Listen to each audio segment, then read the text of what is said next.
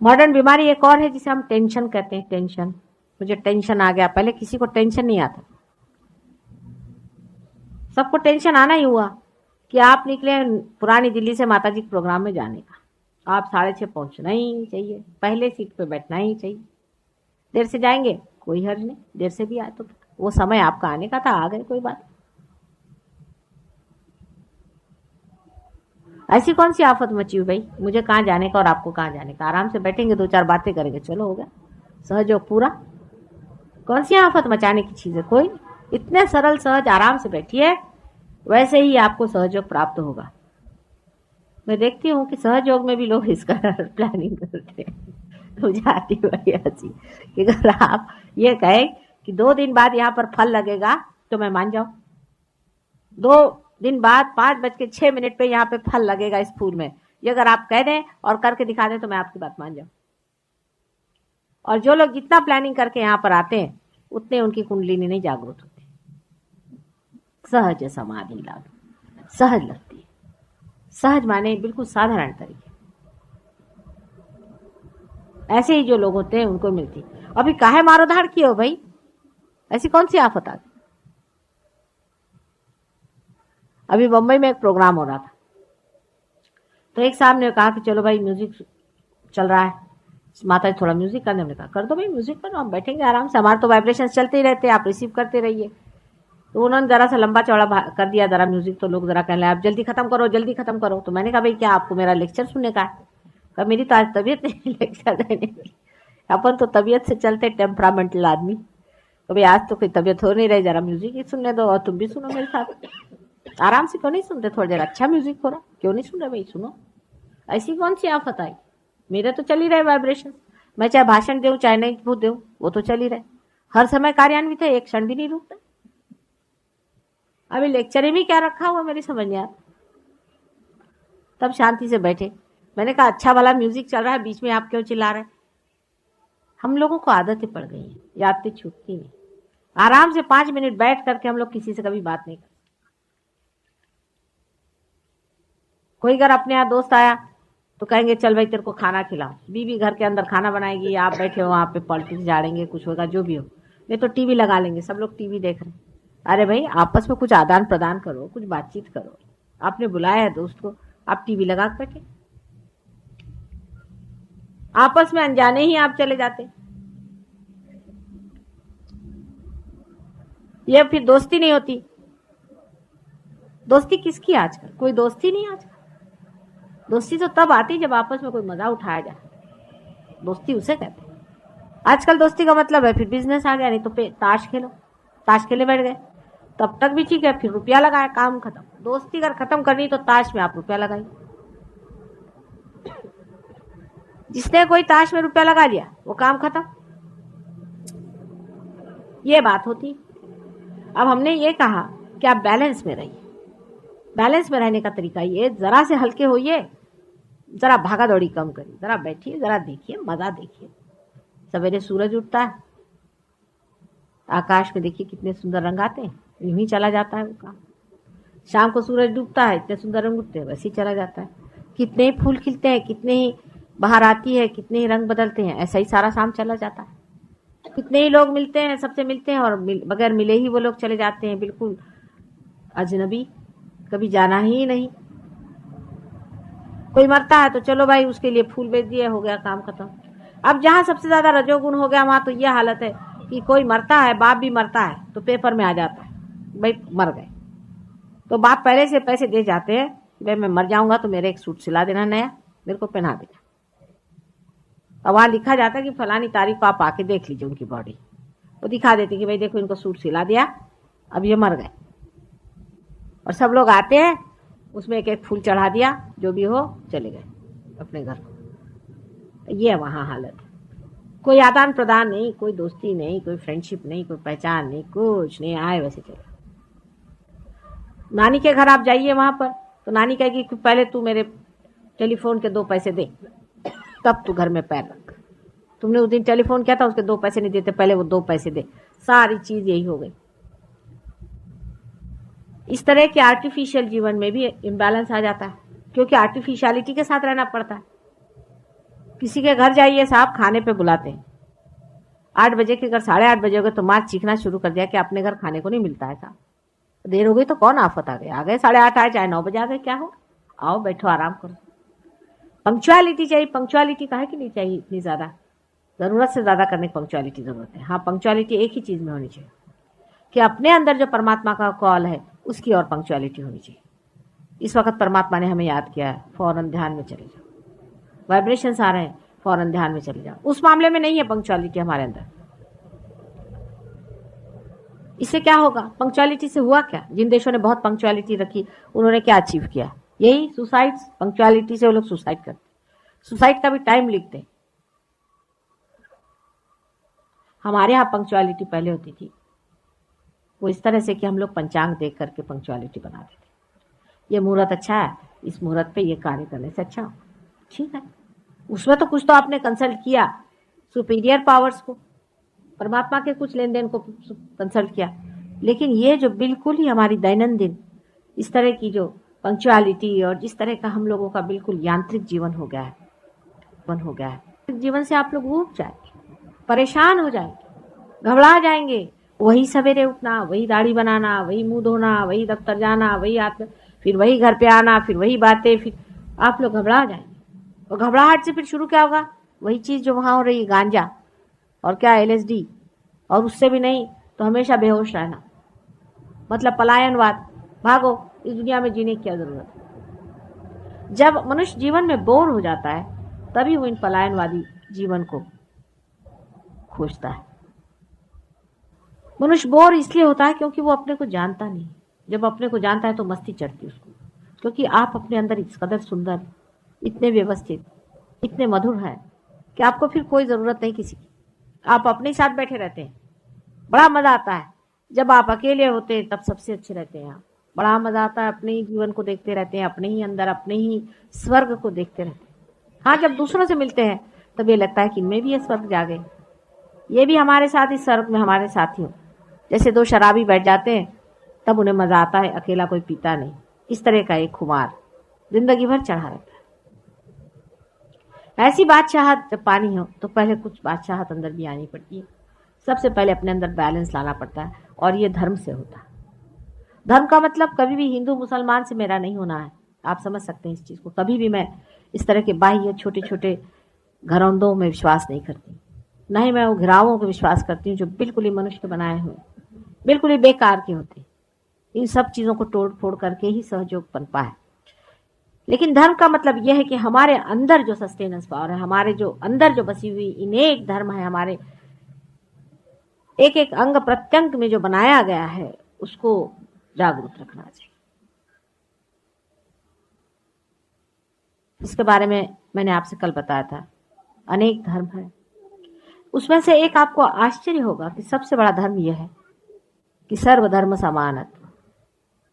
गांधी जी ने कहा था सर्वधर्म समानत्व, नत्व मीन्स उसका तत्व एक है, समझ लेना चाहिए। पेड़ के अंदर बहने वाली शक्ति हर जगह जाती है, मूल में जाती है, उसके बार्क में जाती है, उसके पत्तों में जाती है, उसके फूलों में जाती है, और फिर वो लौट करके वापस चली आती है, वो कहीं भी लिपटती नहीं। इसी तरह का निर्वाज, इसी तरह से अलग रहने वाला जो प्रेम है और जो शक्ति है, उस शक्ति में जो एक तत्व चारों तरफ घूम रहा है, उसी प्रकार सारे ही धर्मों में एक ही तत्व घूम रहा है। और वो सीधा साधा सरल तत्व एक ही है कि जब धर्म की स्थापना हमारे अंदर हो जाती है, जब हम किसी भी धर्म के तत्व से प्लावित हो जाते हैं, उस तत्व को जब हम अपने अंदर पूरी तरह से स्थापित कर लेते हैं, तभी हमारा इवोल्यूशन हो सकता है। जैसे कि हिंदू धर्म के लोगों को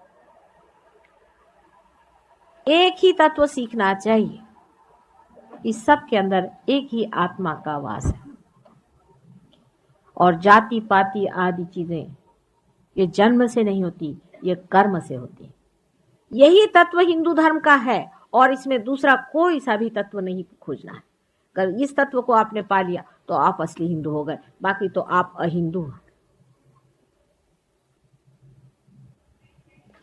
चाहे वो अपने को मुसलमान कहलाए, चाहे वो अपने को ईसाई कहलाए, एक ही शक्ति, हम लोग तो शक्ति के पुजारी हैं ना हिंदू, एक ही शक्ति सबके अंदर बसती है और जिस कर्म में मनुष्य लीन होता है उसी कर्म से वो जाना जाए। सभी सहजियों से विनती है, हमारे इस चैनल को सब्सक्राइब करके सहज को फैलाने में हमारी मदद करें। जय श्री माता जी। क्योंकि हम लोग अब डेवलपिंग बन गए हैं तो अब रजोगुण पे आ गए। जब हम रजोगुण पे आ गए हैं तो मकाने बनाने हैं, बड़े बड़े महल खड़े करने हैं, कारखाने खोलने हैं, देश में बहुत सा प्लास्टिक लाना चाहिए। अभी थाली में खाना खा रहे हैं, फिर प्लास्टिक में खाएंगे, बाद में पेपर में खाएंगे। डेवलपमेंट हम लोग जो कर रहे हैं अपना,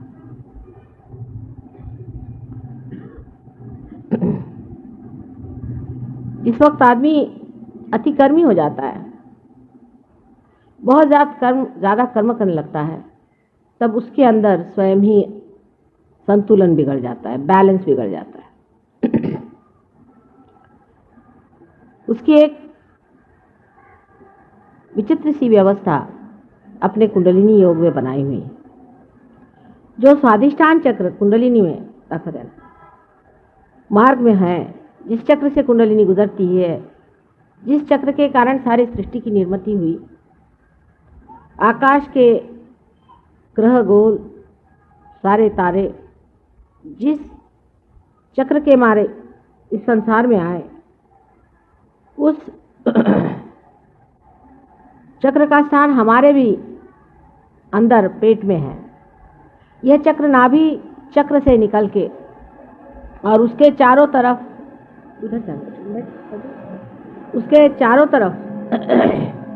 हर एक एंगल में चलता है, आगे पीछे भी हो सकता है। जैसे कमल की डेट होती है उस तरह वो लचीला होता है। उसके ऊपर, उस चक्र के ऊपर श्री ब्रह्मदेव का स्थान है और उनकी पत्नी, या उनकी पत्नी तो नहीं कहना चाहिए क्योंकि वो कुमारिका ही रहती है हमेशा, उनकी सहचरी जो है वो सरस्वती है, या कहना चाहिए उनकी शक्ति जो है वो सरस्वती है।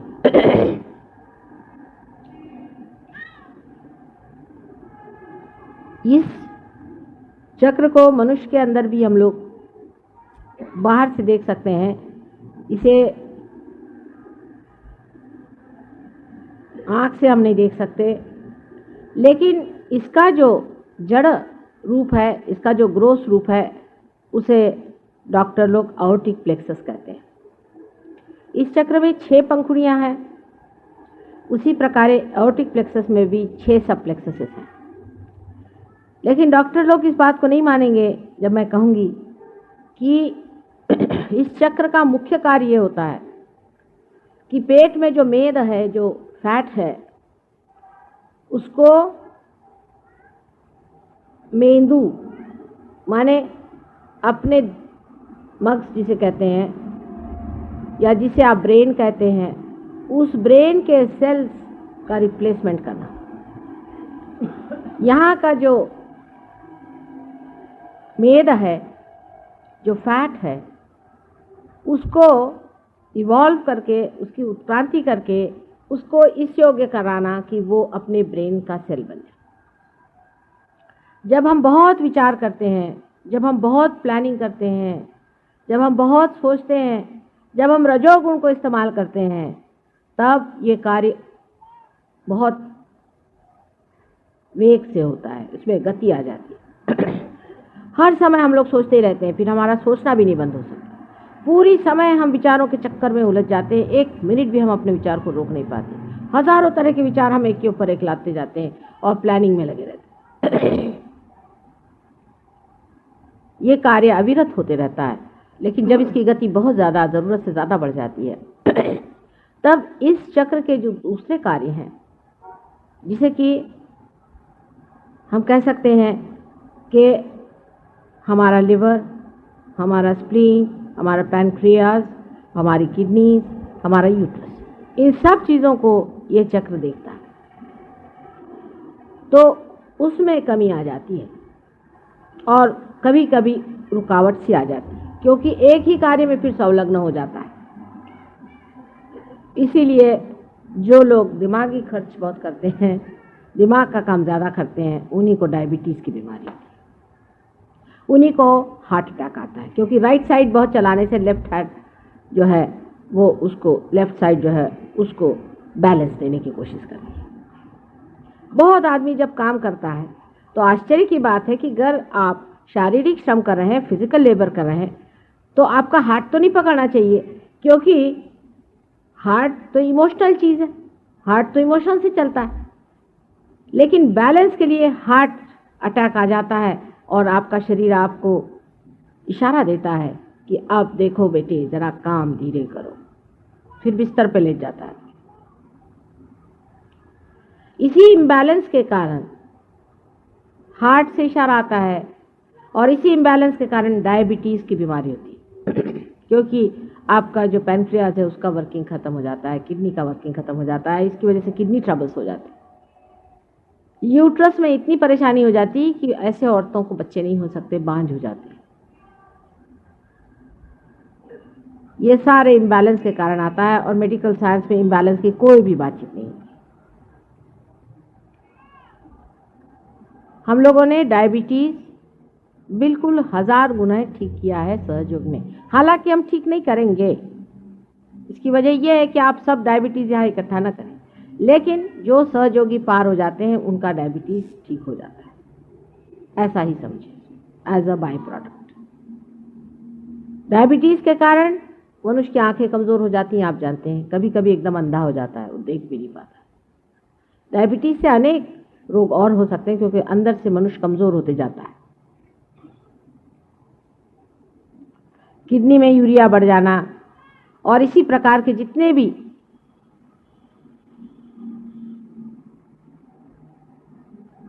लेफ्ट साइड की बीमारियां हैं वो राइट साइड के अतिक्रम से होती है।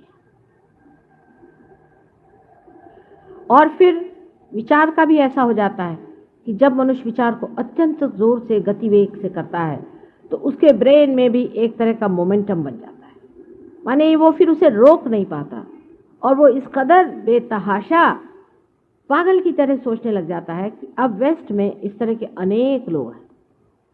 इसीलिए जहाँ पर कि रजोगुण अतिशय पे पहुँच गया, जहाँ रजोगुण बिल्कुल उसके अंतिम एक्सट्रीम पे पहुँच गया, वहाँ पर लोग अब ड्रग्स लेने लग गए। वैसे भी रजोगुणी शराब पीते हैं अधिकतर। रजोगुणी इसलिए शराब पीते हैं क्योंकि उनको लगता है इससे कुछ बैलेंस आता है, एस्केप है। मस्तिष्क की जो अत्यंत क्रिया होती है उसे बचने के लिए, उसे एस्केप करने के लिए लोग शराब पीते हैं, पर इसका वो इलाज नहीं, फिर आप तमोगुण में आ गए। और जितने अति से आप दूसरी अति पे पहुंच जाइए तो फिर उतनी ही अति से आप फिर उसी अति पर पेंडुलम के जैसे दौड़ते रहिए। एक अतिशयता अगर आपने ले ली तो आप दूसरे अतिशयता पे पहुंचते हैं। तो जब आपने अतिशय एक तरह से नशा चढ़ा लिया काम करने का, अति काम करने का, तो उन देशों में जहाँ की अत्यंत ज़्यादा प्लानिंग हो गई, हर एक चीज़ जहाँ पर बिल्कुल रजोगुण की अति हो गई है, वहाँ अब आपको यंग लड़कों में 30 साल के नीचे बच्चों में, या समझ लीजिए 35 साल के नीचे लोगों में आपको 100 में 2 या 3 ऐसे मिलेंगे जिन्होंने ड्रग्स अभी तक चखी नहीं। सोचिए आप, सोचिए कितनी हद हो गई वहाँ पे। और कम से कम 30% लोग वहाँ ऐसे हैं जो रेगुलरली, इसमें के रेगुलरली जिसको कहते हैं ड्रग्स लेते हैं। 13 साल की उम्र से लोग वहाँ ड्रग्स लेना शुरू कर, ये स्केप हो गया शुरू। ये नेचुरल है, क्योंकि जब आप इस कदर परेशान हो जाएं अपने विचारों से कि आप जी नहीं सकते हैं, तो कहीं ना कहीं अपने से भागिएगा, आप अपने को देख भी नहीं पाएगा, आप अपने को फेस नहीं कर सकते। उसके साथ फिर और भी चीजें जुड़ती जाती हैं।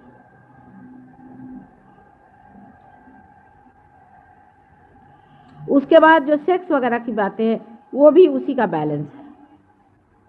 किसी भी अतिशयता पे जाने पर दूसरी अतिशयता जीवित हो जाती है और वो इतनी बुरी तरह से आपको खींचती है कि फिर वो उधर की अतिशयता फिर आपको दूसरी साइड में फेंकते रहती है। इसी उधेड़ बुन में, इसी दौड़ धूप में मनुष्य कोलैप्स हो जाता है, मनुष्य खत्म हो जाता है। और इसीलिए वहाँ पर इस कदर आत्महत्याएं हो रही हैं। और लोग समझते नहीं कि जहाँ इतना एफ्लुएंस आ गया, जहाँ इतनी सुबत्ता आ गई, वहाँ लोग क्यों मर रहे हैं। उनके बच्चे हैं, वो अपने माँ बाप को छोटी उम्र में छोड़ देते हैं। बुढ़े लोग अनाथालय में पड़े हुए हैं, छोटे बच्चे अनाथ बने हैं। शादियाँ एक एक आदमी 10-10 बार करता है, उसमें भी इतनी विकृति। मैंने कल आपसे बताया कि कितने विकृत हो गए, यानी उनकी विकृति की हद हो गई। सभी सहजियों से विनती है, हमारे इस चैनल को सब्सक्राइब करके सहज को फैलाने में हमारा